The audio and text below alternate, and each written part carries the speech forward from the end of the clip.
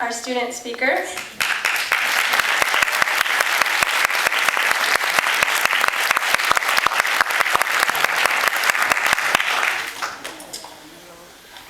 Thank you very much for coming to our pinning ceremony. It's quite an honor to represent the class to speak in front of you. On behalf of the cohort, I'd like to thank all the parents, spouses, children, and family members out there for supporting us during this long journey.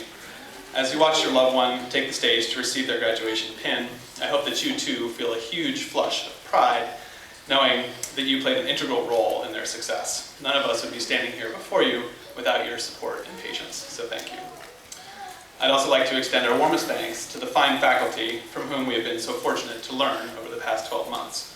Whether in the classroom, at the hospital, or in Cuba, Peru, or Laos, these amazing people are shaping the future of the nursing profession by sharing their hard-earned wisdom with us students. Whenever I would feel panicked at the magnitude of how much I had to learn this year, I could always take comfort in knowing that these superb intellects had put a great deal of thought into designing this very curriculum. Trust the process became an oft-repeated mantra, and based on our success in getting through this year, the trust was well placed. A 2010 study published in the Journal of Continuing Education in Nursing shows that ABSN students have equivalent levels of clinical preparation compared to traditional BSN and diploma students and are prized by employers due to our varied backgrounds and our ease of transitioning into the new nurse role. And in honor of Drs. Camerano and Erickson, a bibliography in APA format on our list.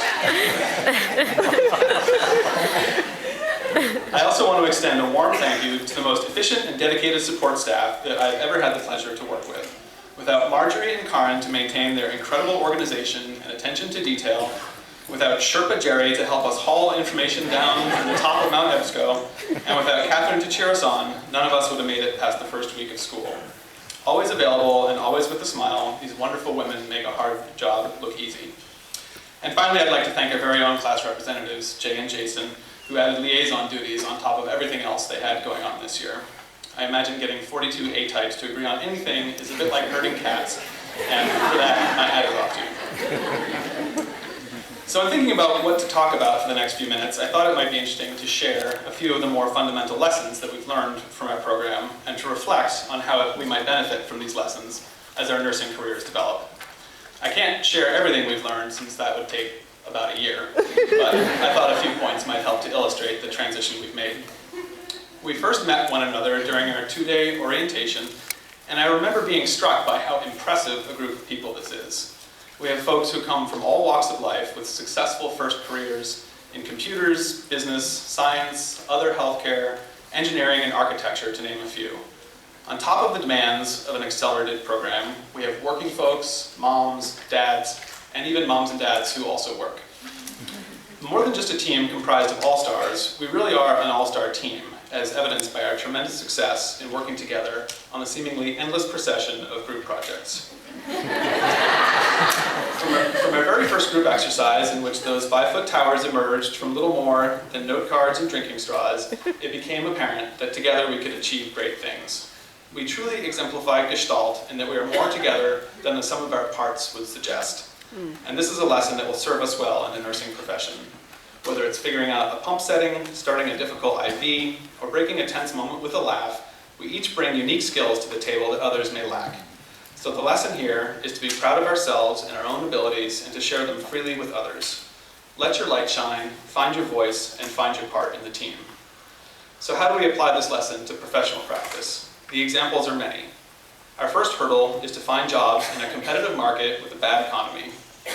Already, our cohort is applying that first lesson in teamwork that we learned at orientation by collaborating on the job hunt and sharing new job opportunities. Rather than viewing employment as a zero-sum game in which somebody else's job offer means one less opening for us, we're coming to understand that each new colleague in the workforce means one more good example of just how fine a graduate our program can produce, which will ultimately help the rest of us find jobs as well. This is but one example of successful teamwork being professionally applied, and it is amazing to witness. Keep it up, and our profession will benefit.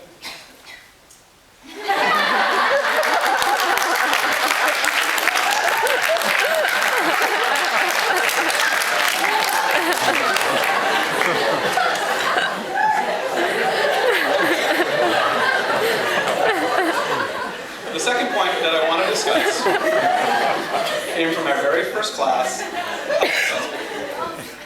To pass the class, we had to learn how to squeeze about a zillion different data points out of a timed 12-minute bedside head-to-toe nursing assessment using unfamiliar equipment in a cramped environment with a new classmate on the bed giving us the hairy eyeball and an instructor standing eagle-eyed over us holding a stopwatch.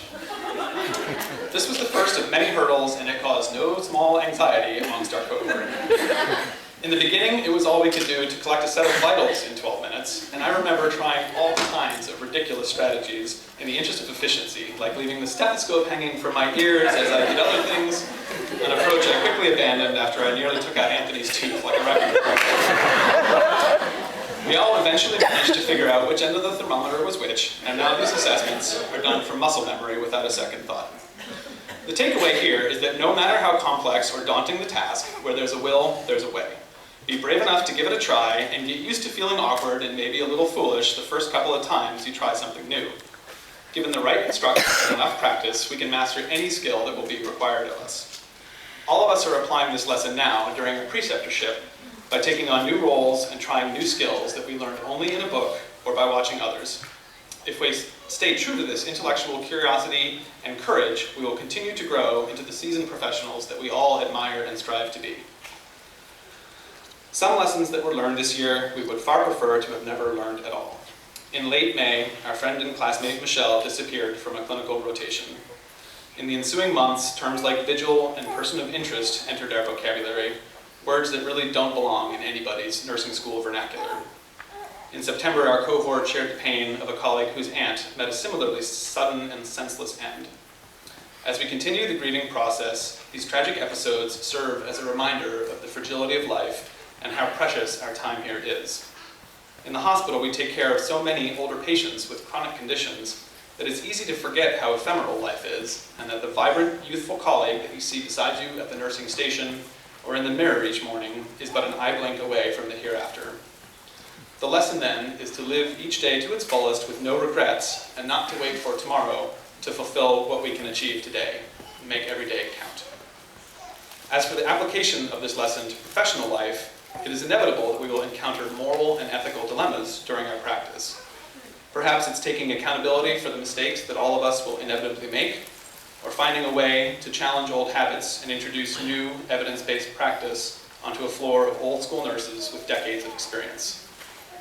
Dr. Lewis gave us the tools that we need to navigate these thickets.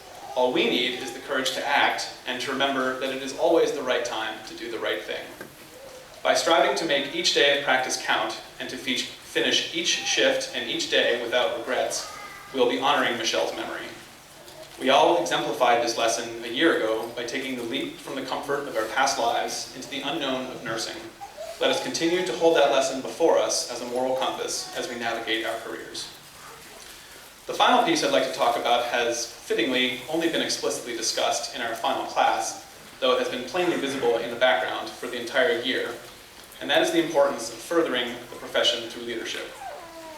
For everything else it's been, this year has also in many ways been selfish. The amount of time devoted to class, clinicals, and study are enormous. The demands of tuition that we have channeled into this endeavor will have long-lasting effects on our family finances. Many of us have felt these strains in our relationships, our waistlines, and our hairlines. If you recall, I had a full head of hair when it was filmed.